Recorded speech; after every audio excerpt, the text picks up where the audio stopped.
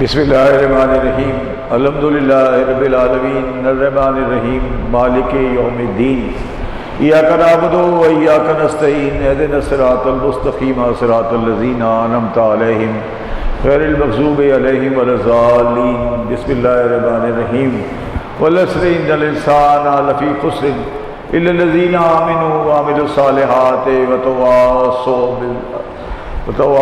بالحق وتواصوا بالصبر 1448 ہجری کی محرم کی آج 8ویں تاریخ ہے۔ آج کا موضوع میرا موضوع جو ہے آج کا وہ ہے عدل، قسط اور احسان، جو ایک مشکل موضوع ہے۔ کوشش کریں اس کی بنیادی چیزوں کو سمجھا جائے۔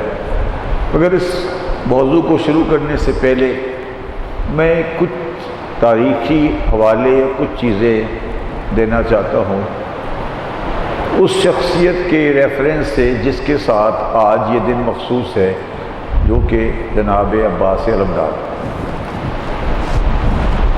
جب مجھے بزم حسینی نے یہ کہا کہ آپ یہ لیکچرز دیں یا مجلس پڑھیں، تو میرا خیال تھا کہ یہ ایک عام سی ایکسرسائز ہوگی، ایک عام سا ہوگا، اور میں خاموشی سے لیکچر دے کر چیزیں اپنی جو بھی کم علمی ہے وہ ظاہر کر کے چلا جاؤں گا۔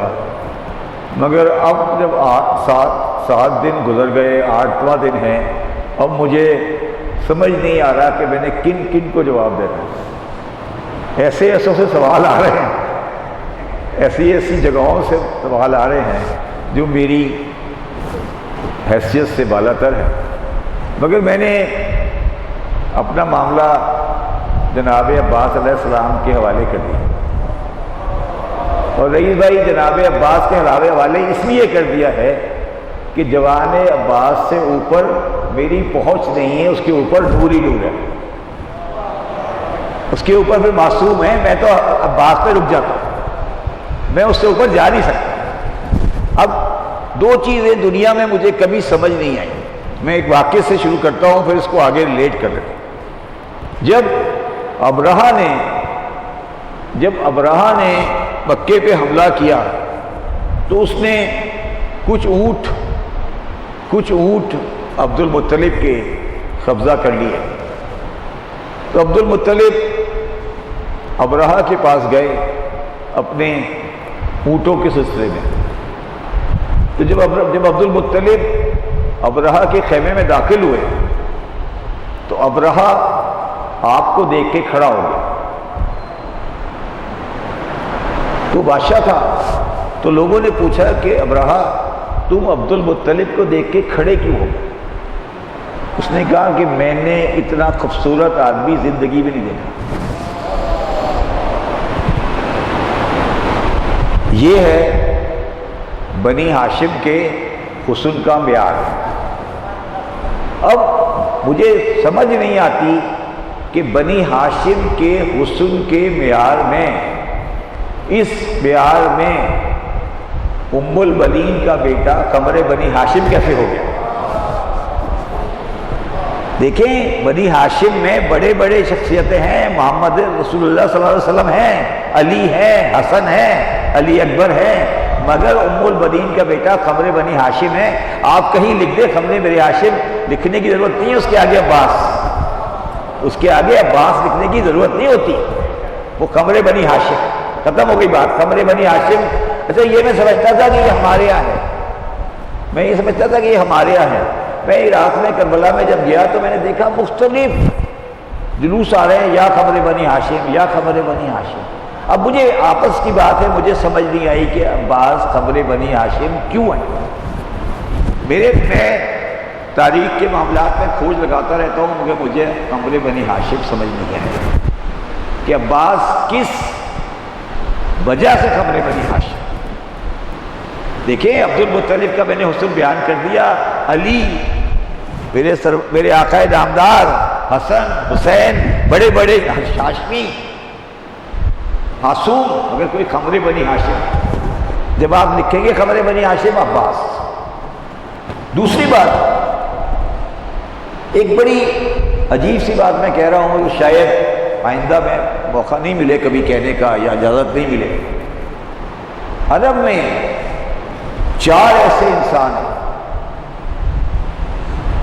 جو ان کی جو مقام ہے اسلامی تاریخ میں، وہ جیسا بھی ہے، اچھا ہے برا ہے، جو کسی کوئی صحیح کہتا ہے، کوئی غلط کہتا ہے، ہم کچھ کہتے ہیں، کوئی کچھ اور کہتا ہے، وہ 4 شخصیتیں ہیں، مگر ان میں ایک چیز کامن ہے.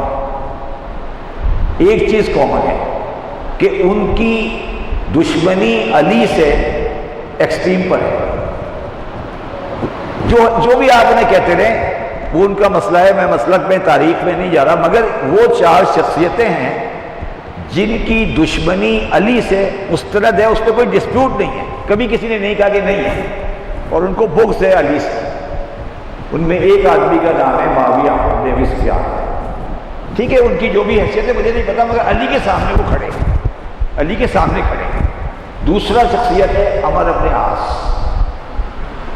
تیسری شخصیت ہے مروان بن حکم. چوتھی شخصیت ہے عبید اللہ بن زیاد. اب میں یہ سوچتا تھا کہ ان کا کامن پوائنٹ کیا ہے، ان کی بغض علی کی کامن پوائنٹ کیا ہے. ان کی بغض علی کی کامن پوائنٹ یہ ہے کہ معاویہ بیٹا ہے ہندا کا جو بدرام عورت تھی مکے کی. عمر ابن عاص بیٹا ہے نافخہ کا جو بدرام عورت تھی مکے کی. مروان بیٹا ہے زرخہ کا جو بدرام مکے کی. اور عبید اللہ بن زیاد بیٹا ہے برجانہ کا جو کہ بدرام عورت تھی مکے کی. تو اس سے ثابت ہوا کہ علی کی دشمنی خون سے نہیں آتی، ماں کے دودھ سے آتی. علی کی دشمنی خون سے نہیں آتی، وہ آتی ہے ماں کے باپ کے خون سے نہیں آتی، وہ آتی ہے ماں کے دودھ سے. اور اس کی مثال ہے عباس ابن علی اور فاطمہ اور ام البنین. تو جہاں علی کی محبت آپ دیکھیں، یہ میں نے 4 آدمی کے نام بتائے ہیں، اور چاروں بڑے جید. اور اگر آپ پوری اسلام کی تاریخ پڑھیں گے، آج اسلام کی تاریخ پڑھیں، اگر آج اسلام کی تاریخ میں انتشار ہے، آج اسلام کی تاریخ میں پریشانی ہے، اس کی بنیاد یہ 4 شخصیتیں ہیں. تاریخ پڑھیں. میں کسی اہل تشیع کی بنیاد پہ نہیں کہہ رہا ہوں، تاریخ اسلام پڑھنا. جو رول عمر بن عاص کا ہے، جو رول معاویہ ابن ابی سفیان کا ہے، جو رول عبید اللہ بن زیاد کا ہے، جو رول مروان ابن حکم کا ہے، اور چاروں کی ماؤں کو دیکھیں. اور ہمارے ائمہ نے کبھی ان کا نام لے لیا، ان کو اپنے ماں کے نام سے پکارا، یبن زرقہ، یبن مرجانہ. جب آپ نے مدینے میں مروان نے امام حسین کو بولا کہ آپ بیعت کر لیں، تو امام حسین نے مروان نہیں کہا، اس نے کہا یبن زرقہ. تو یہ بات پتہ نہیں میں آئندہ کبھی کہہ سکوں یا نہیں کہہ سکوں، یہ ہے عباس کی معرفت اور علی کی دشمنی کی بنیاد، کہ علی کی دشمنی ایسے ہی نہیں آ جاتی اور علی کی محبت بھی ایسے ہی نہیں آ جاتی. یہ ایک درجہ ہے جو ہر ایک کو نہیں ملتا. آج کا جو میرا موضوع. دوسری بات، مجھے جب یہ اپنے مختلف کمنٹس ملے تو اس میں ایک کمنٹ یہ ملا کہ آپ پرویزیت سے متاثر، غلام احمد پرویز، کیونکہ میں نے ان کی آیت. تو میں یہ بات واضح کر دینا چاہتا ہوں کہ پرویزیت ایک قرآن کو سمجھنے کا طریقہ ہے، مگر غلام احمد پرویز کی سوچ میں اور میری سوچ میں بنیادی فرق یہ ہے کہ غلام احمد پرویز معجزے کا منکر ہے اور معجزے کا ماننے والا. غلام احمد پرویز کی بنیادی ایشو یہ ہے کہ وہ معجزے کا ماننے والا نہیں. تیسری بات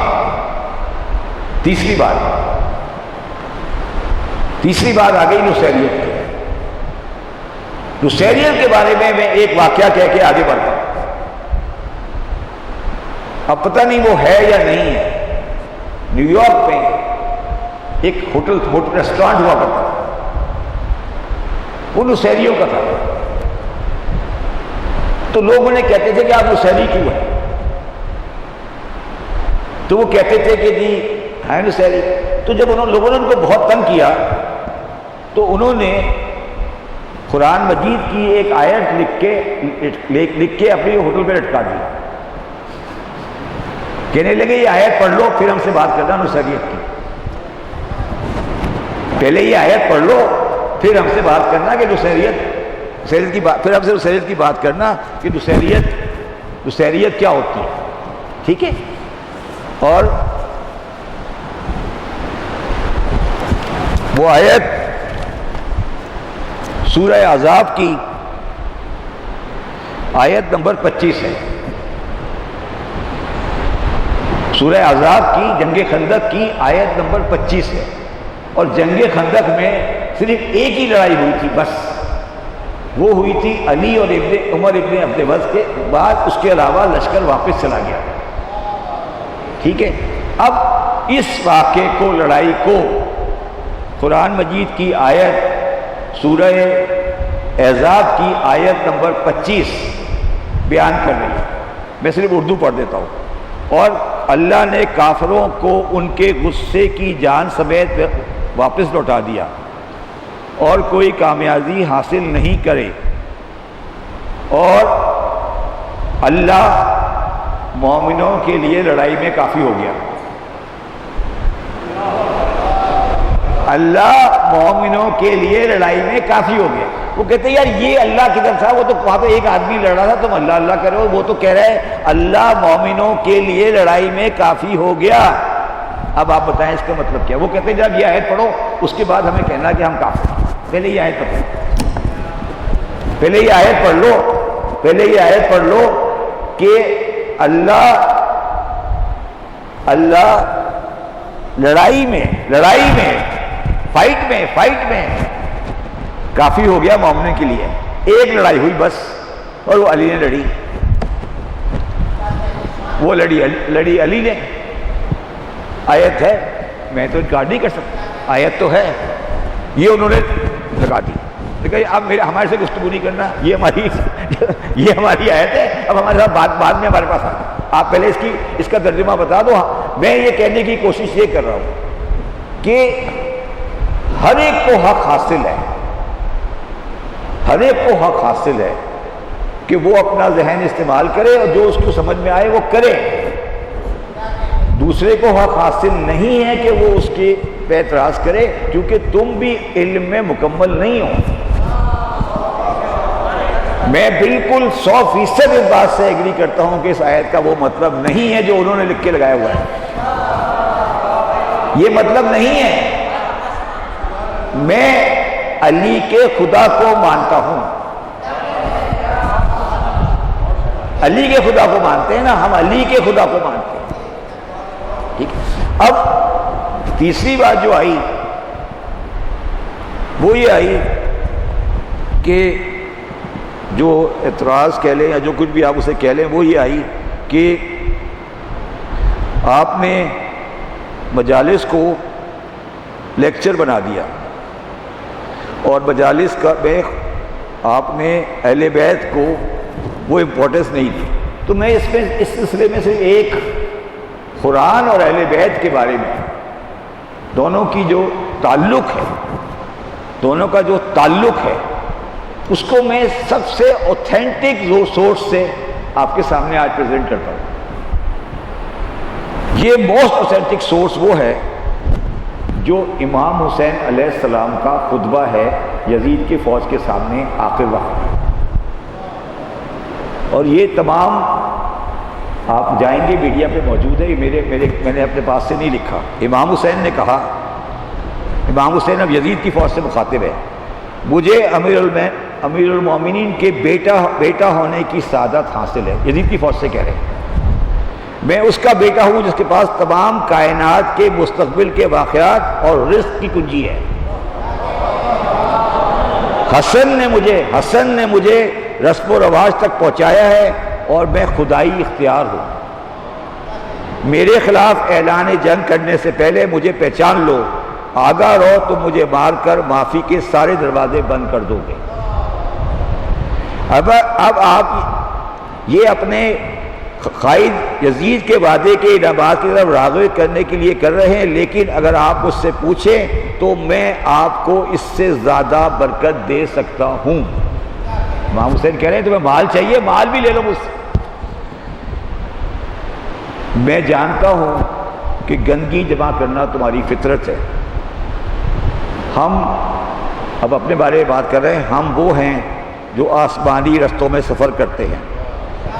ستارے اور کچھ نہیں ہیں مگر ہمارے قدموں کے نشانات کے بعد قطب شمالی اور اپنی سمت کی تلاش کرتے ہیں۔ ہماری منزل مقصود قاب قوسین ہے، ہماری اور دیواریں اور بیت المعمور ہماری رہائش گاہ ہے۔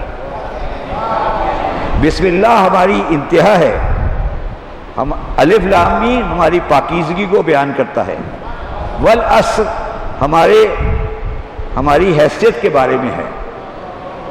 سورہ فیل جس کے میں نے بھی ذکر کیا، سورہ فیل ہمارے ماضی کا بیان ہے۔ والفجر نے ہم سے رنگ لیا ہے۔ ذل قربہ سے مطلب ذل قربہ کا مطلب ہم سے قربت ہے۔ آیت دہر ہماری ثقافت پر ہے۔ من یشرا ہمارے حقوق کا تعین کرتی ہے۔ تہا ہمارے طرز زندگی کے بارے میں ہے۔ آیت مزمل ہمارا لباس ہے۔ سورہ قدر ہماری آیات ہمارے حقوق کی توثیق ہے۔ ہم رکوع میں زکوٰۃ دیتے ہیں۔ اور ایک بڑی عجیب و غریب بات امام حسین نے کہی، ہماری روایات دین کا اصول بن گئی۔ ہماری روایات دین کا اصول بن گئی۔ ہماری روایات دین، یہ امام حسین کا خطبہ ہے۔ یہ لنکیج امام حسین نے کربلا کے میدان میں دی تھی کہ میرا قرآن سے کیا رشتہ ہے۔ یہ رشتہ ہے قرآن مجید، قرآن کا اور حسین کا۔ اب آج کے موضوع کی طرف آتے ہیں، وہ ہے عدل، قسط اور انصاف۔ اب قرآن مجید میں عدل اور قسط اور انصاف، عدل اور قسط، قرآن مجید میں لفظ انصاف کہیں نہیں ہے۔ اور میں اس کو اور آسان کر دیتا ہوں، قرآن مجید میں انصاف نہیں ہے۔ قرآن مجید میں انصاف نہیں ہے، قرآن مجید میں عدل ہے۔ قرآن مجید میں عدل ہے، اور عدل اور قسط، عدل اور قرآن مجید میں بار بار عدل کے ساتھ ایک لفظ آ رہا ہے قسط۔ اور مجھے افسوس ایک دن اس وقت ہوا جب میں ایک بڑے عالم کی مجلس میں بیٹھا ہوا تھا اور اس نے قسط کا مطلب انصاف کر دیا۔ میں نے کہا یار یہ تو کہاں لے جائیں گے ہمیں، اس نے قسط کا مطلب انصاف کر دیا۔ وہ کہہ رہا ہے قسط کا مطلب انصاف۔ میرے سامنے عدنان رضوی بیٹھا ہوا ہے، ہم سارا دن اکاؤنٹنگ کرتے ہیں، ہم بولتے ہیں فیئر اینڈ ایکوٹیبل، اس کو بولتے ہیں عدل اور قسط۔ ایکوٹی مینس قسط، ایکوٹی مینس قسط، عدل اور قسط۔ قرآن مجید میں جب بھی آئے گا عدل آئے گا یا قسط آئے گا، دونوں ساتھ ساتھ بھی آئیں گے، قسطن و عدلہ بھی آئے گا، مگر قسط الگ چیز ہے، عدل الگ چیز ہے۔ عدل جو ہے، عدل کا لفظ ہے، اور ایک اور لفظ ہے جس کا نام ہے میزان۔ میزان عدل نہیں ہے، میزان عدل کی بنیاد پہ چیزوں کو بنانا ہے۔ تو اس کا مطلب ہوا قرآن مجید کی الرحمن کی صورت ہے کہ ہم نے جنت اور کائنات کو میزان میں بنایا ہے۔ اب عدل کو میں بڑے آسان الفاظ میں، بالکل عام فہم الفاظ میں سمجھا دیتا ہوں۔ آپ لوگوں نے عام طور پر کبھی یہ ہمارے مسلک میں جائز نہیں ہے مگر سمجھانے کے لیے کہہ رہا ہوں صرف، کہ کبھی آپ نے میوزک میں سارے گاما پا تھا سی نیسا سنا ہوگا۔ آپ دیکھیں گے جب کوئی میوزیشین ہوتا ہے نا، پڑھا لکھا سمجھدار میوزیشین، وہ ذرا ہی غلط سر لگائے وہ پریشان ہو جاتا ہے، کیونکہ وہ جو اس کا ردم ہے نا وہ ایک عدل میں ہے، ایک ردم میں ہے. تو اگر آپ ردم کو ڈسٹرب کرتے ہیں تو اس کی معنی ڈسٹرب ہو جاتے ہیں. تو عدل کا مقصد ہے، اگر آپ آسانی سے اور عدل کو اور آسان سے سمجھیں گے تو کائنات میں عدل کا مطلب ہے یونیورسل ہارمنی.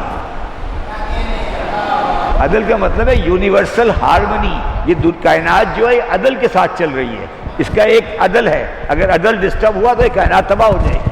عدل بولتے ہیں اوور آل سبجیکٹ جس کے تحت ہارمنی قائم کی جاتی ہے، وہ عدل ہوتا ہے. قسط جو ہے، قسط اس کا سیکنڈری پارٹ ہے کہ جب عدل کو اپلائی کیا جاتا ہے تو وہ ہوتا ہے قسط. اب آپ دو قبیلوں میں بیٹھ کے فیصلہ کروا رہے ہیں، اگر آپ فیصلہ انصاف سے کروائیں گے تو وہ عدل ہے، ٹھیک ہے. اور پھر جب ان کا فیصلہ ہوا تو اس نے کہا یار 100 روپے اس کو دے دو اور 50 اس کو دے دو، یہ قسط ہے جو اس کا حق بنتا ہے. آپ سمجھے میں بات کیا کہنا چاہ رہا ہوں؟ عدل کا مطلب ہے کہ دو قبیلوں میں لڑائی ہو گئی، آپ نے عادلانہ فیئر طریقے سے ان میں صلح کرا دی، تو اس کا مطلب ہے آپ نے عدل کر لیا. اب عدل کرنے کے بعد ان میں جھگڑا مال کا تھا تو آپ نے نکالا کہ کس کا مال کتنا کس کا بنتا ہے، کس کا کتنا بنتا ہے. اس کا جو پروسیس ہے اس کو بولتے ہیں قسط. اس پروسیس کو بولتے ہیں قسط. تو قرآن مجید نے بار بار دو لفظ استعمال کیے، عدل اور قسط. تو عدل اور قسط دو الگ الگ سبجیکٹ ہیں، ان کو ہم مکس نہیں کر سکتے. اب سورہ انعام کی آیت نمبر 152 ہے، اور یتیم کے بال کے قریب مت جاؤ مگر ایسے طریقے سے جو سب سے بہتر ہو، یہاں تک کہ وہ اپنی جوانی کو پہنچ جائے، اور ناپ تول کو عدل کے ساتھ قسط کے ساتھ پورا کرو. لکھا ہے قسط، والکیل والمیزان بالقسط. اور ہم کسی شخص پر اس کے طاقت زیادہ بوجھ نہیں ڈالتے، اور جب بات کہو تو عدل سے کام لو. یہاں قسط نہیں ہے. آپ سمجھے میری بات؟ اس آیت میں عدل کا لفظ بھی ہے اور قسط کا لفظ بھی ہے. وہ کہہ رہا ہے وَلَا تَقْرَبُوا مَالَ الْيَتِيمِ إِلَّا بِالَّتِي هِيَ أَحْسَنُ حَتَّى يَبْلُغَ أَشُدَّهُ أُوفُوا الْكَيْلَ وَالْمِيزَانَ بِالْقِسْطِ. جب ناپ تول کرو تو قسط کرو. ناپ تول میں عدل نہیں ہوتا، ناپ تول میں قسط ہوتی ہے. ناپ تول میں قسط ہوتی ہے. اور جب کوئی بات کہو اس میں قسط نہیں ہوتی، اس پہ عدل ہوتی ہے. عدل کا مطلب ہے کہ وہ جو بات کہو وہ جائز بات کہو، ایکویٹیبل بات کہو. تو عدل ایک الگ چیز ہے، قسط ایک الگ چیز ہے. انصاف کا کانسیپٹ اسلام میں ہے ہی نہیں. اسلام میں عدل ہے اور قسط ہے. انصاف کا مطلب ہوتا ہے نصف کا مطلب ہوتا ہے دونوں کو آدھا آدھا دے دینا. دونوں کو آدھا آدھا دے دینا اس کو بولتے ہیں انصاف. ایک آدمی کے پاس بہت ساری دولت آئی، دونوں ملنگ تھے. تو اس نے کہا کہ اس نے دوسرے سے پوچھا کہ اسے کیسے بانٹ دوں، اللہ کی طرح یا رسول اللہ کی طرح؟ اس نے کہا یار اللہ بڑا ہے، اللہ کی طرح بانٹ دو. اس نے سارا ایک بندے کو دے دیا. کہ یہ کیا کیا؟ کہتا اللہ ایسے ہی دیتا ہے. تو یہ ہے اللہ کا نظام. مساوات محمدی الگ چیز ہے. تو مساوات الگ چیز ہے، مساوات الگ چیز ہے، انصاف الگ چیز ہے، عدل الگ چیز ہے، قسط الگ چیز ہے. اچھا اب آ جاتے ہیں بڑی مردوں کے لیے بڑی کنٹروورشل آیت پہ. بڑی کنٹروورشل آیت ہے. یہ ہے آیت عدل کے بارے میں ہے. جب آپ ایک سے زیادہ شادی کریں، اگر آپ کی ایک سے زیادہ بیویاں ہیں تو اس کے بارے میں قرآن مجید میں آیت لکھی ہوئی ہے. وہ کہتا ہے اور تم اس بات کی ہرگز طاقت نہیں رکھتے کہ بیویوں کے درمیان عدل کر سکو. قرآن مجید کی آیت ہے، میں نے نہیں لکھی ہے. کوشش کرو بس ایک کی طرف پوری میلان تباہ کے ساتھ نہ جھک جاؤ کہ دوسری لٹکتی ہوئی چیز کی طرح چھوڑ دو. اور اگر تم صلح اصلاح کر لو اور بچتے رہو تو یقیناً اللہ بڑا بخشنے والا ہے. ادھر ہے بیویوں کے ساتھ عدل کا سوال. تو وہ کہہ رہا ہے کہ تم عدل نہیں کر سکتے. اب اس نے اس کے سامنے کیا لفظ استعمال کیا؟ عدل نہیں کر سکتے تو تم کیا کرو گے؟ ظلم نہیں کہا اس نے، یہ ظلم نہیں ہے. بیویوں کے ساتھ عدل نہیں کر سکو گے تو تم کیا کرو گے؟ میں عربی پڑھتا ہوں، عربی سمجھ آئے گا. وَإِن تَسْتَطِيعُوا أَن تُعْدِلُوا بَيْنَ النِّسَاءِ وَلَوْ حَرَصْتُمْ فَلَا تَمِيلُوا كُلَّ الْمَيْلِ فَتَذَرُوهَا. میل کہتے ہیں عربی میں، میل بولتے ہیں عربی میں لیننگ کو. آپ کسی ایک کی طرف لین کرو گے.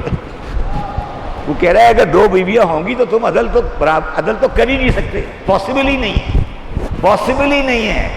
تم یہ کرو گے کہ ایک کی طرف ٹلٹ کرو گے، اس کو انگریزی میں بولیں گے ٹلٹ کرو گے، تمہارا میلان اس طرف جائے گا. تو قرآن مجید میں عدل کا اپوزٹ ہے، وہ ضروری طور پر ظلم نہیں ہے، وہ میلان تباہ بھی ہے. میلان تباہ کا مطلب ہے وہ ظلم نہیں ہے، مگر تمہارا جو انٹینشن ٹلٹ ہے اس طرف ہو جائے گا تو تم عدل سے ہٹ جاؤ گے.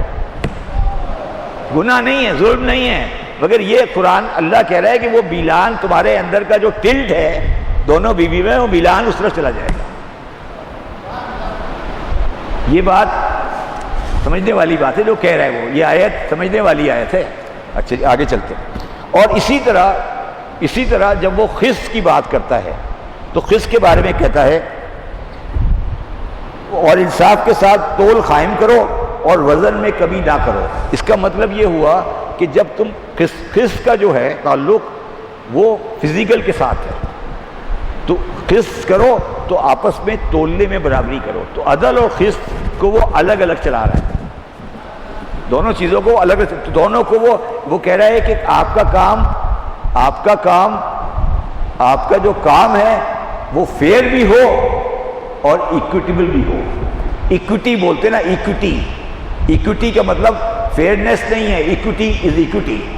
ایکوٹی کا مطلب ہے جائز، سمجھ میں آنے والی، اس کے حق کے مطابق. ایکوٹی یہ ہے. اب ایکوٹی یہ ہے کہ جب خاتم طائی کی بیٹی میرے آقا نامدار کے پاس آئی تو آقا نامدار نے اس کو عزت سے بٹھایا. اس نے پوچھا، آپ نے پوچھا کہ عزت سے کیوں بٹھایا؟ اس نے بولا اس کا باپ بڑا سخی تھا، اس کی حیثیت تھی، تو اس کا یہ حق ہے کہ اس کو عزت سے بٹھایا جائے. یہ ہے ایکوٹی، اس کو کہتے ہیں ایکوٹی. ایک بندہ آیا جناب امام حسن عسکری کے پاس تو امام عسکری نے اس کی بڑی عزت کی. عام سا آدمی تھا، چلا گیا. تو اس نے پوچھا، سامرا کا واقعہ ہے، تو اس نے پوچھا لوگوں نے کہ آپ نے بڑی عزت کی، یہ کون تھا؟ اس نے کہا یہ میرے چچا عباس کی اولاد میں سے تھا. یہ امام محمد حسن عسکری کا. اچھا اب آ جائیں عدل اور حساب کتاب. یہ پورا جو نظام ہستی ہے، یہ پورا نظام جو اللہ تعالیٰ نے پوری دکان کھولی ہے، یہ پورا جو کائنات کھلی ہے، یہ آ رہے ہیں جا رہے ہیں، انسان پیدا ہوا، پیدا ہونے کے بعد مر جائے گا، اس کا حساب کتاب ہوگا. یہ عدل ہے، عدل کی بنیاد پر ہوگا. اب اس پورے عدل کی بنیاد ایک فلسفے میں ہے. وہ فلسفہ ہے جبر اور قدر کا.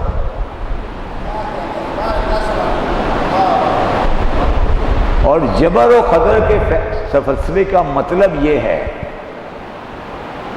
کہ جو مختصر کرتا ہوں میں اس کو، جبر و قدر کے فلسفے کا مطلب یہ ہے کہ اللہ نے آپ کو فری ول اختیار دیا ہے. ٹھیک ہے، دوسرے کو بھی فری ول اختیار دیا ہے. تو یہ نہیں ہو سکتا، یہ نہیں ہو سکتا۔ اچھا میں اس کو اور تھوڑا آسان کرتا ہوں۔ آج کل آپ نے بڑے بیانات، بڑی ڈسکشن سنی ہوں گی کہ یزید توبہ کر لے معاف کر دیا جائے گا۔ ان بڑی شخصیتوں کے بارے میں بات ہوتی ہے کہ اللہ تعالیٰ معاف کرنے والا ہے، ہمیں کیا پتا کہ معاف ہو جائیں گے، تو ہم کیوں ان کے بارے میں لعنت کریں یا کوئی بات کریں۔ یہ بڑا آج کل کا بڑا فیوریٹ سبجیکٹ ہے۔ اب سوال یہ ہے کہ اللہ کے دو پوزیشنز ہیں، ایک ہے تواب الرحیم اور ایک ہے عادل۔ دونوں ہیں، تواب الرحیم بھی ہے اور عادل بھی ہے۔ اب عدل کے خلاف ہے کہ وہ یزید کو معاف کر دے۔ اس لیے ہمارے مسلک میں اصول دین میں عدل ہے، ہمارے مسلک میں اصول دین میں عدل ہے۔ عدل ہمارے مسلک کا بنیادی اصول ہے۔ جو عدل پہ یقین نہیں رکھے گا وہ شیعہ نہیں ہے۔ اہل سنت میں عدل اصول دین میں نہیں ہے۔ اگر آپ کے کوئی پوچھے کہ شیعہ اور سنی میں کیا فرق ہے، تو آپ کا جواب یہ ہونا چاہیے کہ شیعہ وہ ہوتا ہے جس کے اصول دین میں عدل ہے، سنی کے اصول دین میں عدل نہیں ہے۔ میں یہ نہیں کہہ رہا کہ عدل کو نہیں مانتے، وہ عدل کو مانتے ہیں، مگر ان کے اصول دین میں نہیں ہے۔ میرے اصول دین میں عدل ہے، میرے اصول دین میں عدل ہے۔ یہ بات میں اب آپ کو سمجھاتا ہوں میں کیا کہہ رہا ہوں۔ اچھا اب سوال یہ ہے کہ جبر و قدر کا مطلب آسان کر دیتا ہوں۔ ایک تھیوری یہ ہے کہ جو بھی واقعہ ہوتا ہے بس وہ ہو جاتا ہے، اس کی کوئی بیک گراؤنڈ نہیں ہے۔ ایک فلسفہ یہ ہے کہ جو کچھ بھی ہوتا ہے وہ اللہ کی مرضی سے ہوتا ہے، انسان کی کوئی طاقت ہی نہیں ہے۔ دوبارہ سمجھاؤں میں کیا کہہ رہا ہوں۔ ایک تھیوری یہ ہے کہ جو واقعہ ہو جاتا ہے وہ ٹوٹلی ہو جاتا ہے اور اس کا کوئی پیچھے آگے کچھ ہے ہی نہیں سامنے، یہ ایک تھیوری ہے۔ دوسری تھیوری کہ جو بھی واقعہ ہو رہا ہے وہ اللہ نے کتاب میں لکھا ہوا ہے، اس کی مرضی ہے تو اسی طرح ہو رہا ہے، میرا کیا رول ہے۔ اس کو جبریہ بولتے ہیں، اور جبریہ کانسیپٹ اسلام میں لایا گیا بنی امیہ نے قتل حسین کو جسٹیفائی کرنے کے لیے۔ جبریہ کنسیپٹ لایا گیا اسلام میں کہ قتل حسین کو جسٹیفائی کہ بھائی کیا کریں، وہ تو اللہ نے لکھا تھا، اگر حسین شہید ہو گئے تو ہو گئے، یہ تو اللہ نے کتاب محفوظ میں لکھا ہوا تھا ہمارا، وہ تو ہونا ہی تھا نا، کتاب محفوظ میں لکھا تھا، حسین کی شہادت لکھی ہوئی تھی، تو ہمارا کیا قصور ہے۔ یہ جبریہ فرقے کا پورا فینومینا ڈیولپ کیا بنی امیہ کے عالموں نے۔ میں نے پوری لسٹ بنائی تھی ان عالموں کی، وہ ٹائم نہیں ہے میرے پاس اس وقت آپ کو ڈسکرائب کرنے کا۔ بنی امیہ نے کس طرح جبریہ فرقے کو اسٹیبلش کرایا کہ بھائی یہ جبریہ بناؤ، یہ تو پورے اسلام ہمارے ہاتھ سے نکل رہا ہے، اگر ہم یہ کہتے ہیں کہ یہ تو اللہ کی مرضی تھی۔ کربلا کا واقعہ جب ہو گیا، جب لوگوں کو اس کی ریئلائزیشن ہوئی، تو لوگوں نے جو سوال جواب کیے تو انہوں نے کہا نہیں صاحب کیا کریں، اللہ کی قرآن مجید پڑھو، وہ تو جبریہ پہ بلیو کرتا ہے، ہم کیا کریں۔ ٹھیک ہے ہو گیا، اس کو جبریہ بولتے ہیں۔ اب شیعہ مسلک یا ہمارا مسلک یہ کہتا ہے کہ انسان کی پوزیشن درمیان میں ہے، الامر بین الامرین کہتے ہیں اس کو، کہ یہ درمیان میں ہے انسان کی پوزیشن۔ ٹھیک ہے، اب اس کو بالکل آسان الفاظ میں اس کو آپ اس طرح کریں، اس کو میں انگریزی میں بیان کرتا ہوں، پھر اردو میں آپ اس کو خود کر لیجئے گا۔ God provides the power and condition for that action to be realized۔ جو طاقت ہوتی ہے جس طاقت سے شمر نے امام حسین کی گردن ذبح کی تھی، وہ طاقت اس کو اللہ نے ہی دی تھی۔ ٹھیک ہے، مگر وہی کیونکہ الٹیمیٹلی سورس آف پاور وہی ہے، مگر اس کے پاس اللہ نے اس کے پاس چوائسز چھوڑ دی تھی.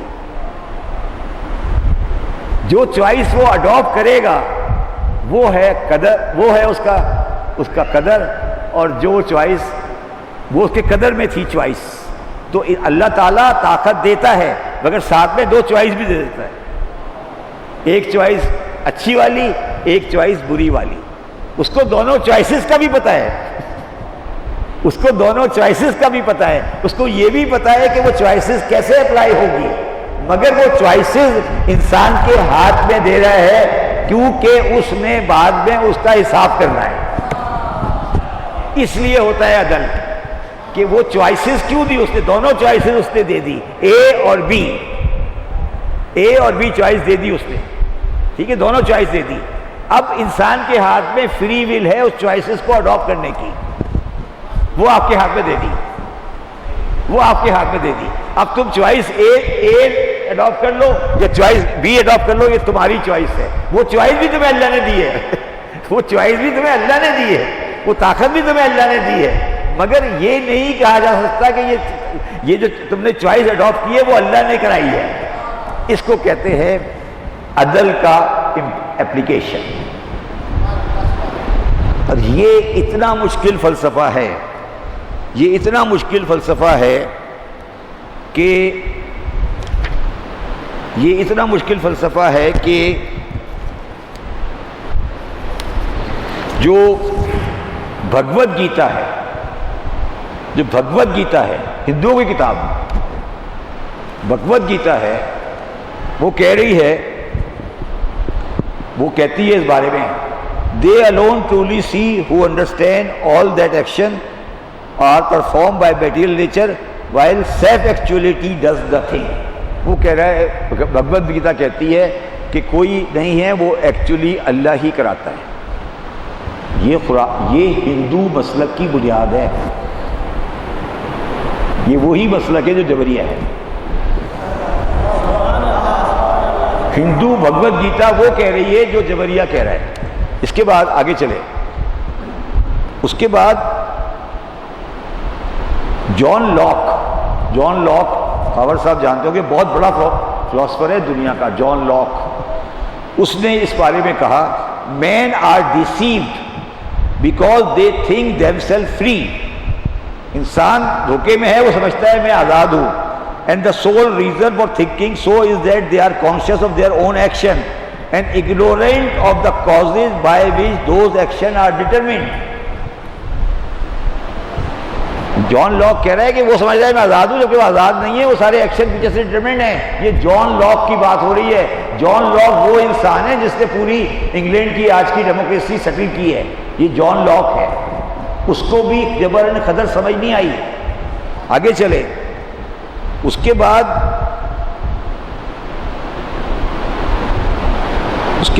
نشے جو ہے وہ کہتا ہے that free decision are graded as causa sui emerging from non-existence. وہ کہتا ہے کہ یہ بھی غلط ہے، جو نشے بھی کہتا ہے یہ غلط ہے. سب چیز پری ڈیسٹائنڈ ہے، سب چیز پری ڈیسٹائنڈ ہے. تو وہ کہتا ہے. اس کے بعد ایک تھیوری ہے جس کا نام ہے کہ فلاسفی آف فری ول. ہم جو ہیں، ہم اہل تشیع، ہم فلاسفی آف فری ول پہ کھڑے ہیں کہ ہمارے پاس چوائسز ہیں، اللہ نے ہمیں چوائسز دی ہیں، اس لیے ہمارے پاس جبر و خطر کے درمیان کا پوزیشن ہے، اور اس لیے ہم ذمہ دار ہیں، اور وہ عادل ہے، وہ اسی حساب سے حساب کرے گا کہ تم نے چوائس کون سی اڈاپٹ کی. The concept is, یہ philosophy of the free will کو کہہ رہا ہے, the concept will be used in strict debates about human agency. Philosophers like Green, Strawson argued that being to have a ultimate free will, they would have to have a causa sui, the absolute creator of their own creator and motive. Because no human being can create themselves, true will, free will is considerably by some to be logically impossibility. West ابھی تک یہ فیصلہ نہیں کر پایا ہے کہ free will اور نان فری ول کی پوزیشن کیا ہے ایکٹ کے بارے میں. اور اس بارے میں میں تعریف میں نہیں کہہ رہا، اس بارے میں اگر کسی مسلک کے پاس میٹیریل ہے تو وہ صرف فقہ جعفری یا اثنا شریع. اور جب آپ ہمیں کہتے ہیں کہ اماموں نے یہ ڈسکس نہیں کیا، اماموں نے یہ ڈسکس نہیں کیا، اماموں نے یہ ڈسکس نہیں کیا، یہ بات کو واضح نہیں کی، اماموں نے وہ چیزیں جو آپ کی سمجھ میں آنے والی ہیں وہ شاید ڈسکس نہیں کی، مگر یہ والا سبجیکٹ بڑی ڈیٹیل میں ڈسکس کیا ہے. کبھی آپ اس سلسلے میں جناب امام زین العابدین علیہ السلام کی دعاؤں کو پڑھیں، وہ ساری اسی سبجیکٹ کے آس پاس گھوم رہی ہیں کہ فری ول ہے کیا، فری ول ہے کیا، اس کو کہتے کیا ہے، فری ول کا مطلب کیا ہے. یہ جبر اور قدر کا جو فلسفہ ہے یہ بہت ہی بڑا مسئلہ ہے، اور اس کے اوپر پوری انسانی زندگی ڈیپینڈ کرتی ہے. اگر اس کو آپ نکال دیں انسانی زندگی میں سے تو گناہ اور ثواب نکل جائے. اور آج جو دنیا ایتھیزم کی طرف جا رہی ہے اس کی وجہ یہ ہے کہ مذہبوں نے جبریہ کو اڈاپٹ کر لیا. وہ کہتے ہیں اگر جبریہ ہے تو پھر کیوں مانے، جب ہونا ہی وہی ہونا ہے جو ہو اس کو ہونا ہے، تو پھر ضرورت کیا ہے اس چیز کی. دس از دا کوسچن آف دس. اچھا اب آ جاتے ہیں، اب ایک بڑی عجیب و غریب آیت ہے وہ میں پڑھ دیتا ہوں. پھر وہ سورہ بلد کی آیت، بلد، اور وہ ایک کوشچنر ٹائپ چیز ہے. میں عربی نہیں پڑھتا، دیر ہو جائے گی. کیا ہم نے انسان کے لیے دو آنکھیں نہیں بنائیں اور زبان اور دو ہونٹ نہیں بنائے، اور ہم نے انہیں دونوں راستے بھلائی اور برائی کے نہیں دکھائے؟ پھر اس نے مشکل گھاٹی میں قدم رکھا، میں نہیں رکھا. اور کیا آپ سمجھتے ہیں مشکل گھاٹی کیا ہے؟ کسی گردن کو آزاد کرانا، یا بھوک کے دن میں کھانا کھلانا، کسی قریبی یتیم کو یا خاک میں ملے ہوئے محتاج کو. پھر ان لوگوں میں شامل ہو جاؤ جو ایمان لائے اور ایک دوسرے کو صبر اور رحم دانی کی وصیت کرتے ہیں. یہ جو میں نے بھی کہا نا ایک دوسرے کو کرتے ہیں، جو میں نے کل کہا تھا نا کہ وتواصو، یہ اس میں بھی دوبارہ ہے، من الذین آمنوا وتواصوا بالصبر وتواصوا بالرحمہ. اس کا مطلب ہے یہ جو آیت پوری میں نے پڑھی ہے یہ کسی ایک انڈیویول کے بارے میں نہیں ہے، یہ کسی شہر کے بارے میں، کیونکہ سورت کا نام ہے سورہ بلد. بلد بولتے ہیں شہر، سورت کا نام ہے سورہ بلد. تو یہ جو ڈسکرپشن میں نے ابھی آپ کے سامنے پڑھی ہے کہ یہ جو دو آنکھیں بنائیں، یہ بنائیں، یہ سب ایک شہر کے لوگوں کے بارے میں بات ہو رہی ہے. ٹھیک ہے. پھر ان میں شامل ہو جاؤ جو ایمان لائے، ایک دوسرے کو صبر کی، اور یہی لوگ دائیں ہاتھ والے اصحاب یمین ہیں. اور جنہوں نے ہماری آیات کا انکار کیا وہ بائیں ہاتھ والے ہیں. میں نے یہ پوری یہ جو آپ کے سامنے پڑھی ہے یہ صرف ایک لفظ کے لیے پڑھی ہے کہ جنہوں نے ہماری آیات کا انکار کیا. یہاں پر آیات سے کیا مراد ہے؟ یہاں پر آیات سے کیا مراد ہے؟ کہ دیکھیے میں دوبارہ ترجمہ پڑھتا ہوں. کیا ہم نے انسان کے لیے دو آنکھیں نہیں بنائیں اور زبان اور دو ہونٹ نہیں بنائے، اور ہم نے ان دونوں راستے بھلائی کے نہیں دکھائے؟ پھر بھی اس نے مشکل گھاٹی میں قدم نہیں رکھا. اور کیا آپ سمجھتے ہیں کہ مشکل گھاٹی کیا ہے؟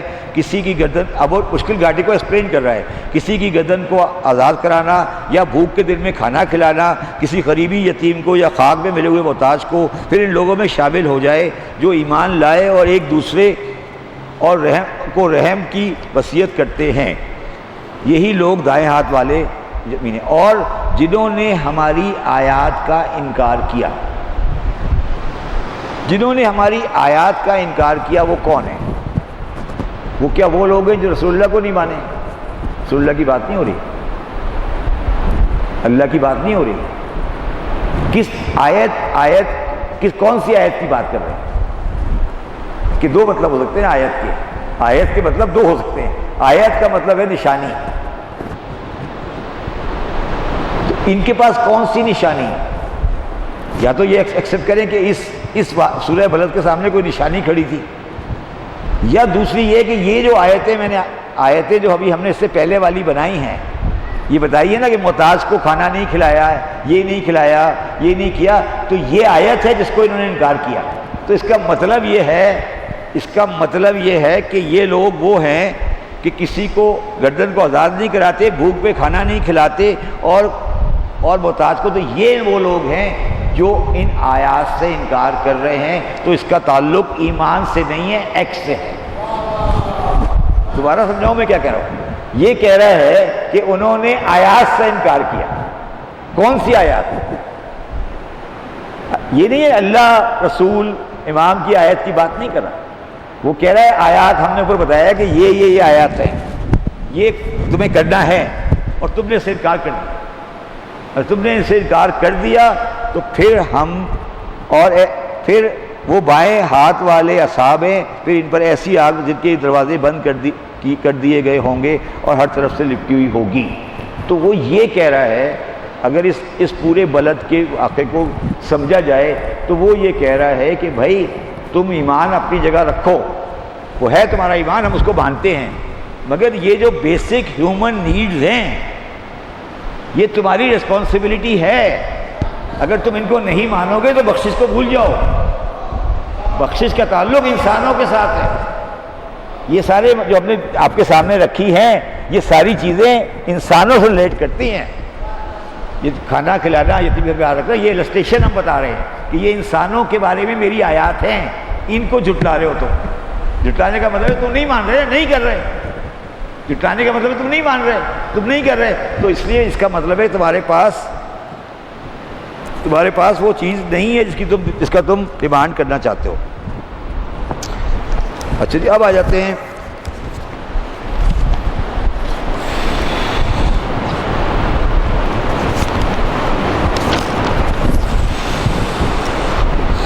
قرآن مجید کی سورہ انعام کی 115ویں آیت ہے. وَتَمَّتْ کَلِمَتُ رَبِّكَ صِدْقًا وَعَدْلًا لَا مُبَدِّلُ لِکَلِمَاتِهِ وَهُوَ السَّمِيعُ الْعَلِيمُ. اور آپ کے رب کی بات سچائی اور انصاف کے لحاظ سے پوری ہو چکی ہے اور کوئی اس کی باتوں کو بدلنے والا نہیں ہے. وہ سب کچھ سننے والا اور جاننے والا ہے. اس آیت کے بارے میں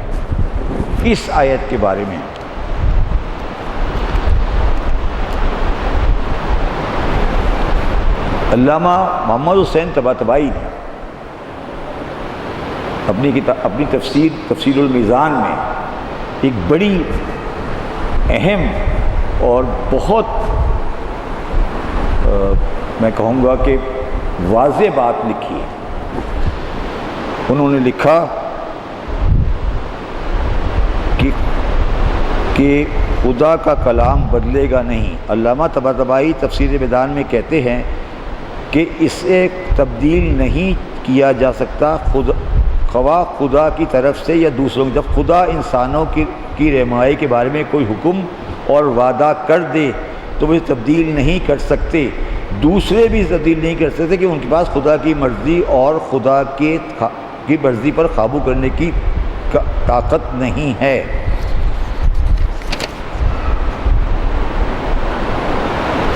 وہ یہ کہہ رہے ہیں کہ اب اگر اس نے اپنے کلام میں کوئی چیز لکھ دی ہے یا کسی آدمی کے بارے میں عدل سے فیصلہ کرنا ہے تو بینگ این عادل وہ اپنے لکھے ہوئے قانون کو تبدیل نہیں کرے گا روز قیامت. لا مبدل، وہ اپنے قانون کو تبدیل نہیں کرے گا.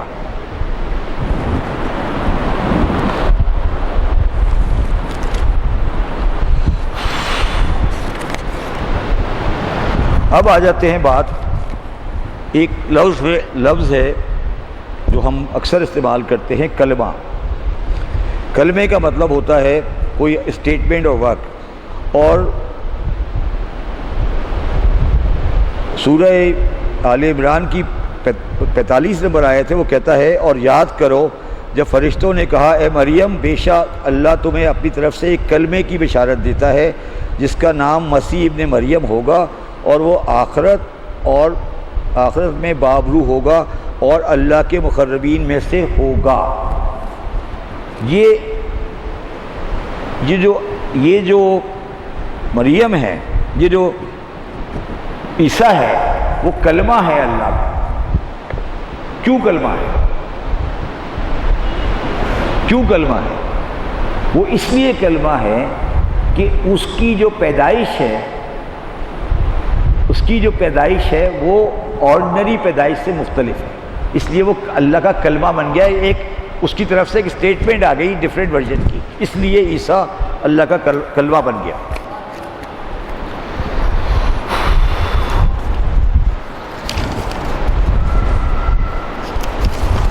اچھا، اب ہم آ جاتے ہیں بنیادی چیز کے اوپر جس کے لیے میں نے یہ سارا کچھ کیا تھا، کہ جب آپ نے یہ فیصلہ کر لیا کہ آپ نے زندگی عدل کے ساتھ گزارنی ہے اور قسط کے ساتھ گزارنی ہے، تو اللہ کا عدل اور قسط کے بارے میں آپ کو کیا حکم ہے؟ قرآن مجید کی آیت سورہ 4 نمبر سورہ کی آیت نمبر، اے ایمان والوں انصاف کے ساتھ قائم رہنے والے اور اللہ کے لیے گواہی دینے والے بنو، اگرچہ گواہی تمہاری اپنی ذات اور والدین رشتہ داروں کے خلاف ہی کیوں نہ ہو۔ یہ عربی میں نے پڑھ دی، مگر اس کی عربی پڑھوں گا تو مزہ آئے گا آپ کو سننے میں۔ یہ آیت کہتی ہے یا ایھا الذین آمنو آمنو، اے ایمان والوں ایمان لاؤ۔ دوبارہ پڑھوں آیت۔ یہ آیت کہتی ہے یا ایھا الذین آمنو، یا ایھا الذین آمنو آمنو، اے ایمان والوں ایمان لاؤ، اے ایمان والوں ایمان لاؤ۔ اس کا کیا مطلب ہے؟ ایمان والوں ایمان لاؤ کا مطلب کیا ہے؟ یہ آیت اس آیت کے اوپر لوگوں نے بڑی باتیں کی۔ اے ایمان والوں ایمان لاؤ، یہ آمنو، یا ایھا الذین آمنو آمنو، اے ایمان والوں ایمان لاؤ، اس کا مطلب کیا ہے؟ اس آیت کا مطلب کیا ہے؟ اس کا آیت لوگوں نے ترجمہ کیا اے ایمان والوں انصاف کے ساتھ قائم رہنے اور اللہ کے لیے گواہی دینے والے بنو۔ اب میں کل کا میرا موضوع ایمان ہے، میں اس پہ ایکسپلین کروں گا ایمان کسے کہتے ہیں۔ آپ ایمان لے آئے، ٹھیک ہے، اور آپ نے اللہ پہ ایمان رکھ لیا، آخرت پہ ایمان رکھ لیا، اس پہ رکھ لیا، سب پہ ایمان رکھ لیا۔ اب آ گیا مشکل وقت اور آپ کو دینی پڑ گئی گواہی ہادی کے خلاف۔ ہادی آپ کا دوست ہے، اس گواہی سے آپ ہٹ گئے، تو وہ کہہ رہا ہے اے ایمان والوں ایمان لاؤ، گواہی دو۔ دوبارہ سمجھاؤں میں کیا کہہ رہا ہوں؟ گواہی دینا آپ کے لیے واجب نہیں ہے، آپ میری بات کو سمجھے میں کیا کہہ رہا ہوں؟ اے ایمان والوں، وہ ایماندار ہے، آپ ایماندار ہیں، ایمان ہے، سارا ایمان ہے آپ کا، ٹھیک ہے، مگر حق کی گواہی دینا واجب میں نہیں ہے۔ مطلب حق کے لیے گواہی کے لیے کھڑا ہونا، آپ اگر خاموشی اختیار کریں گے تو وہ گناہ میں نہیں ہے، اس کی ایک الگ شکل ہے۔ تو وہ کہہ رہا ہے کہ آیت کو دوبارہ پڑھیں، وہ کہہ رہا ہے یا ایھا الذین آمنو کونوا قوامین بالقسط وشہداء للہ ولا انفسکم والوالدین والقربا، اور گواہی دو۔ اس آیت کے مطلب یہ ہے، اس آیت کا مصداق، بہت سارے اس کے مصداق ہیں۔ اس آیت کا ایک مصداق یہ بھی ہے کہ جب 1,24,000 حاجیوں نے رسول سے حدیث غدیر سن لی اور غدیر ہو گئی، رسول کا انتقال ہو گیا، تو اکثر نے گواہی دینے سے انکار کر دیا۔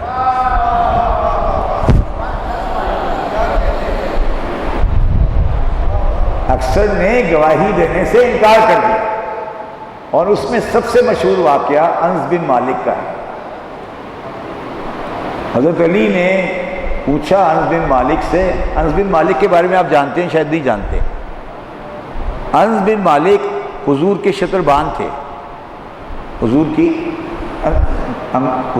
کے اونٹ کی شتربان تھے۔ اب پرابلم یہ ہے کہ مسلمانوں نے رسول کی زندگی کے بارے میں واقعات رسول کے ڈرائیور سے لے لیے، بھائی سے لے لیے.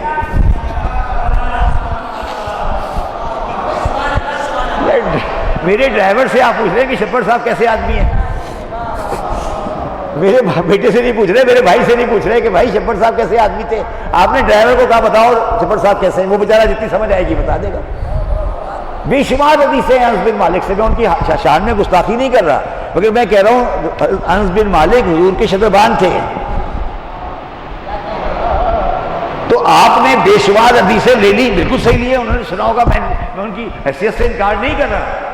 مگر بھائی جو بیٹی سے بھی تو لے لو، کوئی بھائی سے بھی پوچھ لو، کوئی بیٹوں سے پوچھ لو کہ تمہارے نانا کیا کرتے تھے. وہ تو بیچارہ ڈرائیور باہر بیٹھا ہے، اس کو کیا پتا کہ اندر کیا ہو رہا ہے، کہ اندر کیا ہو رہا ہے. تو انس بن مالک علی کوفے میں یا مدینے میں خطبہ دے رہے تھے، اور جب یہ بات آئی حدیث کی، یہی حدیث غدیر خم کی، تو حضور نے انس بن مالک کی طرف اشارہ کیا کہ آپ بتائیں، آپ تو موجود تھے، آپ نے سنا تھا، گھر کے آدمی تھے، ڈرائیور تھے. انہوں نے کہا میں نے سنا تو تھا مگر اب یاد نہیں.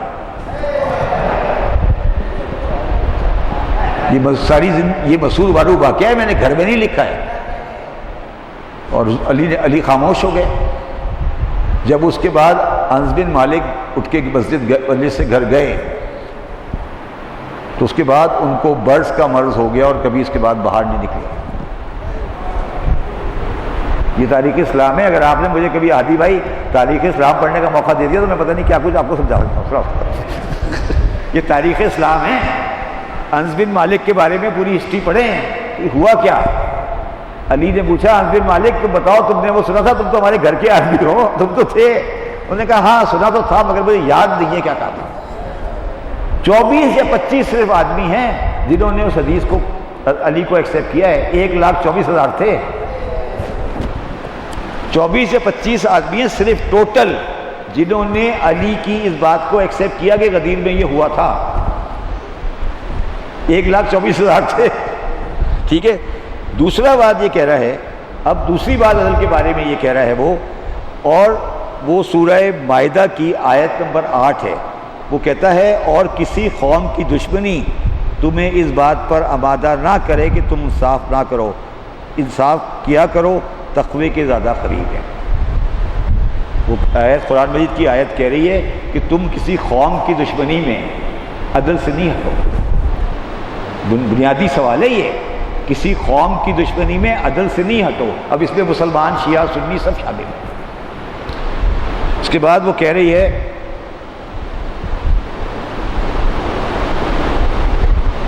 ان اللہ یامر بالعدل والاحسان وایتاء ذی القربی، بے شک اللہ تعالیٰ عدل کا، بھلائی کا اور رشتہ داروں کے ساتھ حسن سلوک کا حکم دیتا ہے. یہ اللہ تعالیٰ کا حکم ہے. میں احسان پہ بعد میں آتا ہوں ابھی. اب اس کے بعد وہ کہتا ہے اور جب بات کہو تو انصاف کی بات کہو، اگرچہ وہ تمہارا رشتہ داری ہو، اور اللہ کے عہد کو پورا کرو. اگر آپ آج کا معاشرہ دیکھیں گے تو مسئلہ یہاں پر آ رہا ہے کہ آپ بات کہو وہ کہ تمہارا رشتہ دار، آپ اپنے جاننے والے کے خلاف بات کرنے سے، اپنے مسلک کے خلاف بات کرنے کو تیار نہیں ہیں. یہ بنیادی یہ سارے سوشل ایشوز ہیں، اس کا کوئی تعلق مذہب کے ساتھ نہیں ہے. اس کے بعد وہ کہہ رہا ہے بے شک اللہ انسانوں پر ذرہ برابر ظلم نہیں کرتا، بے شک اللہ خود اپنے ہی نفس بلکہ وہ خود اپنے ہی نفس پر ظلم کرتے ہیں. اس کے بعد وہ کہہ رہا ہے جو بھی ایک نیکی لے کر آئے گا، جو میں نے اس دن بتایا تھا نا قیامت، جو بھی ایک نیکی لے کر آئے گا اسے ہم اس جیسی 10 نیکیاں ملیں گی، اور جو برائی لے کر آئے گا اسے صرف اس کی برابر سزا دی جائے گی، اور ان پہ کوئی ظلم نہیں کیا جائے گا.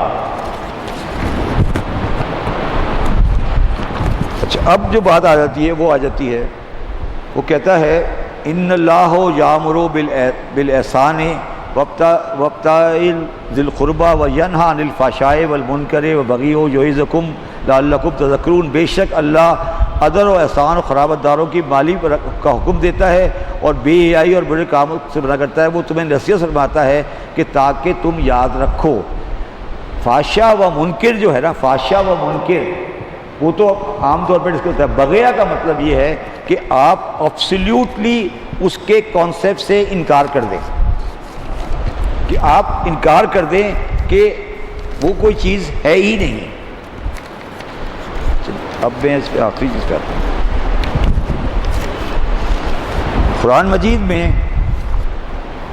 مجید میں ایک لفظ آیا ہے جو میں نے پچھلی اس شروع والی آیت میں انٹینشنلی چھوڑ دیا تھا کیونکہ میں اس کو سیپریٹلی ایکسپلین کرنا چاہ رہا تھا، وہ ہے، دوبارہ پڑھتا ہوں، وہ ہے، اور یہ تمام مسلمانوں کو چاہیے کہ اس جملے کو غور سے سنیں اور سمجھیں، وہ ہے لا یکلف اللہ نفسا الا وسعہا۔ اللہ کسی نفس کو اس کی وسعت سے زیادہ تکلیف نہیں دیتا۔ یہ قرآن مجید کا بنیادی اصول ہے عدل کے بارے میں۔ اللہ تعالیٰ کسی لا یکلف اللہ نفسا الا وسعہا۔ اگر کوئی آپ سے پوچھے، اگر کوئی آج آپ سے پوچھے بچوں سے جا کر کہ آپ بتائیں کہ اسلام کا بنیادی پریکٹیکل اسٹیٹمنٹ کیا ہے لائف گزارنے کے لیے، مطلب اس کا جو فلاسفیکل اسٹیٹمنٹ کیا ہے، تو اس کا جواب یہ والا جملہ ہے، لا یکلف اللہ نفسا الا وسعہا۔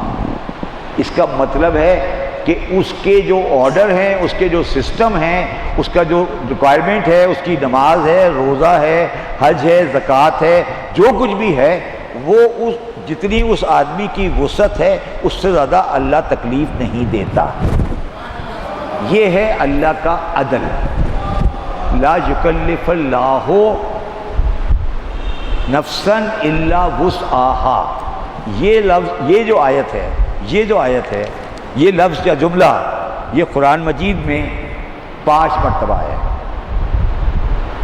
ایگزیکٹلی سیم فارم میں، بالکل سیم فارم میں یہی لفظ، بالکل لا یکلف اللہ نفسا الا وسعہا۔ یہ سورہ انعام کی 152 نمبر آیت ہے، سورہ اعراف کی 42 نمبر آیت ہے، اور سورہ مومنین کی 62 نمبر آیت ہے۔ یہ بالکل اس ایگزیکٹلی سیم شکل میں آیا ہے۔ اور پھر سورہ بقرہ کی 233 نمبر آیت ہے، اور سورہ بقرہ کی ہی 286 نمبر آیت ہے۔ 5 مرتبہ اللہ تعالیٰ نے یہ کہا ہے کہ وہ آپ کو آپ کی جتنی آپ کی وسعت ہے، جتنی آپ کی کیپیبلٹی ہے، اس سے زیادہ تکلیف نہیں دیتا۔ یہ اس کا وعدہ ہے، یہ اس کا اسٹیٹمنٹ ہے۔ 5 مرتبہ اس نے یہی جملہ بار بار ریپیٹ کیا ہے، 5 مرتبہ۔ اب اس کے بعد، اس جملے کے بعد، لا یکلف اللہ نفسا الا وسعہا، اب اس کے بعد وہ کیا کہہ رہا ہے؟ لہا ما کسبت وعلیہا مکتسبت۔ اللہ اس کو تکلیف اتنی دیتا ہے جتنی اس کی وسعت ہے، ٹھیک ہے۔ اب اس کے بعد وہ جو اگلا لفظ استعمال کر رہا ہے، لہا ما کسبت وعلیہا ما مکتسبت۔ جو نیکی اس نے کمائی اس کا فائدہ اسی کو ہے۔ یہ ہے مطلب لہا ما کسبت کا۔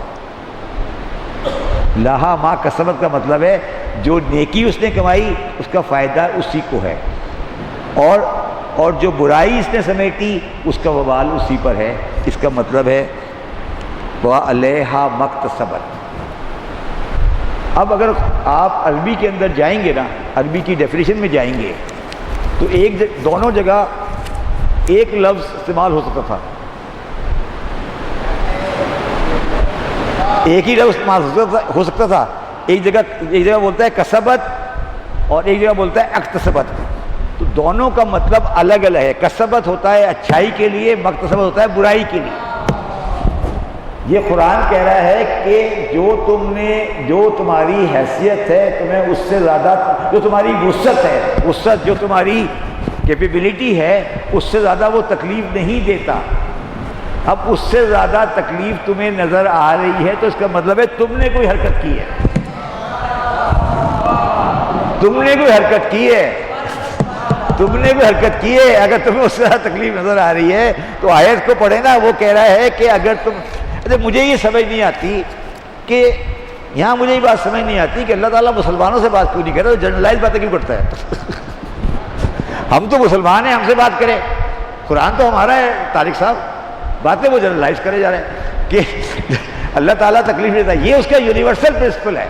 وہ کہہ رہا ہے وہ کسی کو تکلیف نہیں دیتا، وہ کسی کو تکلیف نہیں دیتا. جتنا اس نے کسبت جو وہ کما لے گا وہ اس کی اچھائی ہے، وقت کسبت جو برائی کرتا ہے وہ برائی کرتا ہے. تو اگر تمہیں برائی آ رہی ہے تو اس کا مطلب ہے تم اللہ تعالیٰ نے کے علاوہ والی ہے، یہ اللہ تعالیٰ کے علاوہ والی ہے. ٹھیک ہے جی. وس جو ہے نا، وس کے بارے میں علامہ طباطبائی لکھتے ہیں، وسعت لا یکلف اللہ نفسا الا وسعہا. وس کے بارے میں علامہ طباطبائی لکھتے ہیں کہ وس جو ہے وہ ایک اطمینان کی لمٹ ہے، اطمینان کی لمٹ ہے کہ تم اطمینان کر لو کہ تمہاری وسعت سے زیادہ تمہیں تکلیف نہیں دی جائے گی. وسعت کے یہ وس جو ہے یہ ایک انہوں نے لفظ استعمال کیا کمفرٹیبل لمٹ ہے، یہ تمہارے اطمینان کے لیے ہے کہ تمہیں یہ لا یکلف اللہ الا وسعہا. یہ ہم اکثر، میں 2 اسپتال چلاتا ہوں نا، ہم لوگ یہ والی آیت اکثر لکھتے ہیں اسپتالوں میں اس لیے لکھتے ہیں کہ تمہیں تکلیف دی جا رہی ہے، وہ ایک حد تک ہے تو پریشان نہیں ہو، یہ تم برداشت کر سکتے ہو. یہ آیت لکھی جاتی ہے اسپتالوں میں، اس لا یکلف اللہ الا وسعہا، تمہیں تکلیف دی گئی ہے، اس کی وسعت تمہاری وسعت میں ہے، تم اس کو بیئر کر لو گے. اس کا مطلب یہ ہے تم اس کو بیئر کر لو گے. وس کا مطلب علامہ طباطبائی یہ کہتے ہیں، اور یہ جو وس ہے وہ کہتے ہیں یہ وس جو ہے یہ نیگیٹو ہے جبر کے فلسفے کا. جبر کے فلسفے کا نیگیٹو ہے. اس نے جبر کے فلسفے کو ختم کیا ہے کہ جبر کا فلسفہ نہیں ہے، یہ نیگیٹو ہے، جبر کے فلسفے کے خلاف چل رہا ہے. وہ کہہ رہا ہے کہ آپ نے جبر کے اوپر عمل نہیں کرنا. اچھا، اب جو آخری چیز ہے وہ میں پڑھنا چاہتا ہوں، وہ ہے احسان. ہم نے کہا عدل، قسط اور احسان. احسان جو ہے وہ عدل سے اوپر ہے. آپ عدل کریں گے تو آپ جو بھی اس کا ڈیو ہے وہ دے دیں گے، اور اگر اس کا ڈیو بنتا ہے 5 روپے اور آپ اسے 6 روپے دے دیں تو 1 روپیہ احسان ہے. تو عدل، اللہ تعالیٰ کہہ رہا ہے عدل والاحسان، عدل بھی کرو اور احسان بھی کرو. عدل تو کرو مگر عدل کے ساتھ احسان بھی. جب جناب عقیل علی کے دور میں شام چلے گئے تو حاکم شام یہ سمجھا کہ یہ تو کوئی علی سے ٹوٹ کر آ گئے. تو اس نے کہا جناب آپ اس طرح کریں کہ دمشق کے ممبر میں بیٹھ کے خطبہ دیں، بتائیں اپنے بھائی کے بارے میں، آپ کے بھائی کوفے کے حاکم ہیں، آپ یہاں کیوں آ گئے؟ تو وہ بیٹھے، انہوں نے پوچھا کہ میں علی کا حق اور عدل کے بارے میں سختی برداشت نہیں کر سکا. علی کی سختی حق کے بارے میں، عدل کے بارے میں برداشت نہیں کر سکا. میں چھوڑ کے چلا گیا کہ علی جس طریقے سے حق اور عدل کو اپلائی کرتے تھے وہ میرے سے برداشت نہیں ہوئی، اس لیے میں چھوڑ کے آ گیا اور میں نے اس کو ختم کر دیا. اچھا، اب میں یہاں پر مصائب سے پہلے ایک چیز واقعہ بیان کرنا چاہتا ہوں، کچھ ایک دو مرثیے میں بند پڑھوں گا کہ حضرت عباس علیہ السلام کا آج ذکر ہوگا. حضرت عباس علیہ السلام کیا جو نام ہے وہ ہے دو انسانوں کے بارے میں، باقی اور بھی ہیں مگر دو انسانوں کے بارے میں یہ کہا گیا ہے کہ وہ باب الحوائج ہیں۔ باب الحوائج کا مطلب ہے دعاؤں کے قبول ہونے کا دروازہ، اس کو بولتے ہیں باب الحوائج۔ دو شخصیتوں کے باب الحوائج ہونے پر کوئی ڈسپیوٹ نہیں ہے، باقی ہے اور بھی باب الحوائج ہیں مگر دو شخصیتوں کے باب الحوائج ہونے پر کوئی ڈسپیوٹ نہیں، ایک جناب عباس اور دوسرے جناب امام موسیٰ کاظم۔ جناب عباس باب الحوائج کیوں ہیں؟ وہ باب الحوائج اللہ تعالیٰ باب الحوائج اس کو بناتا ہے جو مومن بھی ہو، متقی بھی ہو، پرہیزگار بھی ہو اور لوگوں کے لیے بہترین خواہش کرے، اور خواہش کرنے کے بعد اس کی کوشش کرے، اور کوشش اس کی مشیت الہی کی وجہ سے پوری نہیں ہو اور اس کی آس ٹوٹ جائے تو اللہ تعالیٰ کہتا ہے کہ میری مشیت نے تیری آس توڑی ہے نا، تو میں آج ٹوٹے ہوئی آسوں کو تیرے واسطے سے ملا دوں۔ اس کو بولتے ہیں باب الحوائج، کہ میری معیشت نے تیری آس توڑ دی۔ تو حضرت عباس کی بہت شدید کوشش تھی کہ کسی طرح پانی خیموں میں پہنچ جائے، اور اللہ کی معیشت نے پانی کو بہا دیا، وہاں عباس کی آس ٹوٹ گئی۔ جب عباس کی آس ٹوٹ گئی تو اللہ نے کہا عباس تمہاری آس ٹوٹ گئی مگر تم آج سے باب الحوائج ہو، اب حوائج کا دروازہ تم ہو، کیونکہ تمہاری آس میں نے توڑی ہے نا، میں نے توڑی ہے تمہاری آس۔ اللہ کہہ رہا ہے میں نے تمہاری آس توڑی ہے نا، تو میں تم سے وعدہ کر رہا ہوں کہ تمہارے دروازے پر جو آئے گا اس کی آس میں توڑوں، اس لیے باب الحوائج ہے، اس لیے آپ باب الحوائج ہے۔ دوسرے باب الحوائج جو ہے وہ امام موسیٰ کاظم علیہ السلام ہے، وہ باب الحوائج اس لیے ہیں کہ ان کی بڑی آس تھی کہ ان کے خلاف جو ان کے بھائی بھتیجوں نے پورا پروپیگنڈا بنایا ہوا تھا وہ قید خانے سے واپس آ کے کسی طریقے سے اس کو واضح کر دیں،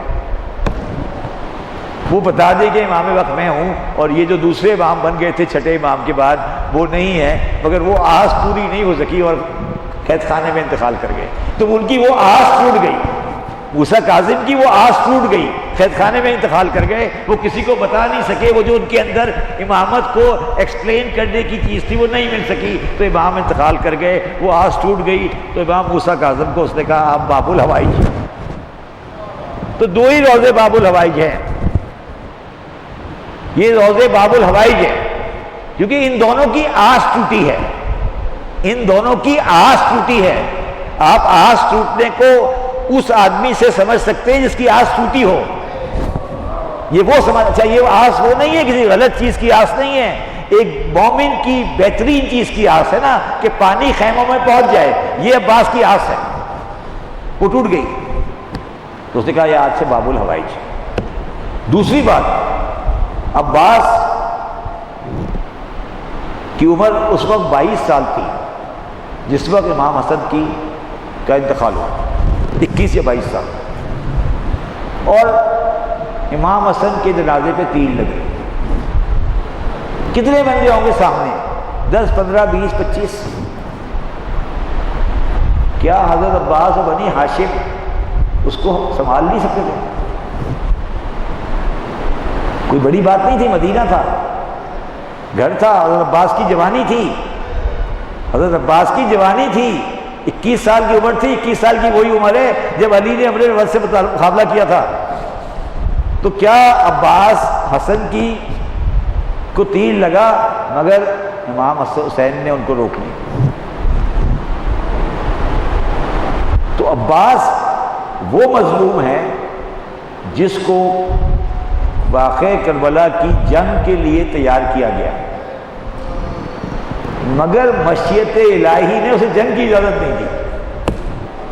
پہلی جنگ امام اسد کی شہادت، دوسری جنگ جب خیمے ہٹائے گئے دریا سے، حضرت عباس نے خیمے ہٹانے سے انکار کیا، امام اسد نے منع۔ تیسری جنگ 9 تاریخ کو شام کو، 9 تاریخ کی شام کو فوج یزید نے حملہ کر دیا۔ تاریخ پڑھے کبھی کربلا کی، 9 تاریخ کی شام کو جب شمر آیا تو فوج یزید نے امام حسین پہ حملہ کر دیا۔ حضرت عباس جنگ کی تیاری میں تھے، تو لوگوں نے لکھا کہ حضرت عباس خوشی کے مارے امام حسین کے پاس آئے کہ مولا حملہ ہو گیا، اب ہم جواب دیتے ہیں۔ خوشی مطلب آدمی ایک بہادر آدمی کی خوشی ہوتی ہے نا، آپ میرا ٹائم آیا ہے، میں آپ بتاؤں گا کہ جنگ کیا ہوتی ہے۔ خوشی کے مارے آئے، اور امام حسین نے حضرت عباس سے کہا کہ جاؤ عباس، عمر سعد سے 1 رات کی مہلت لے کے۔ اب آپ اس آدمی کا احساس کریں جو جنگ کے لیے تیار، جنگ کے لیے پیدا کیا گیا ہو، اور اسے کہا جاؤ کہ اس ظالم کے سامنے جا کے 1 دن کی مہلت لے کر آؤ، تو وہ حضرت عباس اپنے گھوڑے پر عمر سعد کے خیمے کے پاس پہنچے، اور عمر سعد ملعون نے حضرت عباس کے آنے کے بعد خیمے سے باہر نہیں نکلا، اور اس نے انتظار کرایا حضرت عباس کو، انتظار کروایا یہ دکھانے کے لیے۔ تو اسے پوچھا عباس کیوں آئے ہو؟ تو عباس جیسے جنگجو نے اسے کہا کہ ہم 1 رات کی مہلت چاہتے ہیں۔ یہ سوچیں کہ وہ کون کہہ رہا ہے، کہہ کون رہا ہے، ٹھیک ہے۔ اس کے بعد مگر ایک مقام ہے، میں کل اس بات کو بیان نہیں کر سکا، مگر ایک مقام ہے جہاں پر عباس کو، بہت چھوٹا مقام ہے، بہت چھوٹا مقام ہے، بہت تھوڑی وقفے کے لیے ہے، مگر وہاں پر عباس کو جنگ کی اجازت ملی۔ آپ لوگوں نے اس کو کسی اور ریفرنس سے پڑھا ہوگا، میں آج آپ کو کسی اور ریفرنس سے سناتا ہوں۔ جس وقت جناب قاسم جنگ کر رہے تھے، اور جناب قاسم کے سامنے جنگ ہو رہی تھی، تو عربوں کا جو طریقہ ہے اس حساب سے جنگ ہو رہی تھی، تو انہوں نے جناب قاسم کو ایک دھوکہ دیا، اور دھوکہ دے کے پیچھے کی طرف سے جناب قاسم پہ حملہ کیا، جو عرب کے جنگ کے سسٹم سے کے خلاف تھا، جو عرب کے جنگ کے سسٹم کے خلاف تھا۔ جب امام حسین نے دیکھا کہ وہ جناب قاسم پہ غلط طریقے سے عرب کے فن حرب کے خلاف حملہ کر رہے ہیں، تو امام حسین نے ایک حکم دیا کہ عباس ادھر سے میں حملہ کرتا ہوں، ادھر سے تم حملہ کرو۔ یہ وہ واحد جگہ ہے جب عباس نے حملہ کیا۔ اب جب امام حسین نے حملہ کیا اور عباس نے حملہ کیا، تو ادھر کی فوجیں ادھر ہو گئی اور ادھر کی فوجیں ادھر ہو گئی، اور قاسم کی لاش پامال ہو گئی۔ یہ واحد جنگ ہے عباس کی، یہ کربلا میں واحد جنگ ہے جو عباس نے کی، جب امام حسین نے جناب قاسم کی کہ غلط جنگ کے استعمال کے اوپر فوج شام پہ حملہ کیا، تو 2 طرف سے حملہ، امام حسین نے خود حملہ کیا، ایک طرف سے عباس کو کہا آپ حملہ کریں، جب عباس ادھر سے بڑھے، امام حسین ادھر سے بڑھے، تو ادھر کی فوجیں ادھر ہو گئیں، ادھر کی فوجیں ادھر ہو گئیں، اور قاسم کا لاش پامال ہو گئی۔ یہ واحد جنگ ہے جو کربلا میں عباس نے کی ہے۔ اس کے علاوہ جب آپ لے کے جب گئے ہیں تو آپ کے ہاتھ میں تلوار نہیں تھی، نیزہ تھا۔ اب آپ مجھے کہتے ہیں کہ یہ آپ ذوالجنہ کیوں اٹھاتے ہیں، آپ علم کیوں اٹھاتے ہیں، تو اس سلسلے میں میرا ایک سیدھا سا آبزرویشن ہے۔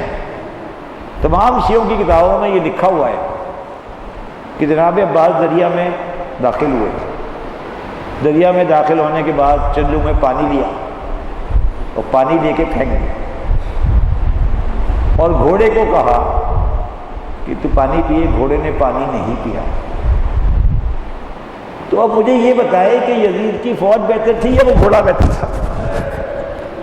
دیکھیں نا اس گھوڑے کو، دیکھیں نا، آپ انسانوں کی بات کر رہے ہیں، آپ انسانوں کی بات کر رہے ہیں، آپ اس گھوڑے کے بارے میں سوچیں جو عباس کے پاس تھا اس نے پانی نہیں پیا ہے، تاریخ کی ہر کتاب میں لکھا ہوا ہے، تاریخ کی ہر کتاب میں لکھا ہوا ہے، کسی کتاب میں نہیں لکھا کہ عباس کے گھوڑے نے پانی پیا۔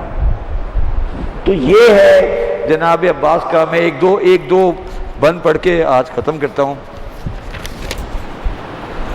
جب صدر زی سے گر پڑے عباس باوفا، جنگل سے آئی گریہ زہرا کی بھی صدا، اکبر نے دوڑ کر شاہ والا سے یہ کہا، چلیے حضور نہر پہ مارے گئے ہیں چچا، بے درد دشمنوں نے کیا اس دلیر کو، رو آئی یہ ترائی میں حیدر کے شیر کو، یہ کہہ کر سوئے نہر چلے شاہ کربلا، مانند بیت کاپتے تھے شہ کے دست و پا، امامہ تھا نہ فرق پہ ندوش پہ ردا، تصویر وار تھے ہمہ تن صفت مصطفیٰ، مختل کی خاک تن سے تن انوار اٹا ہوا، سینہ کھلا ہوا تھا گریباں پٹا ہوا، پہنچے جو ترائی میں بادیدہ پراب، دیکھا تپا ہے خاک پہ فرزند بوتراب، شانوں پہ جب نظر کی تو جگر کو رہی نتاب، بس ہائے بھائی کہہ کے گرا وہ فلک جناب، بیکار دست و پاتے شہ خشک سال کے، لے آئے لاش تک علی اکبر سنبھال کے۔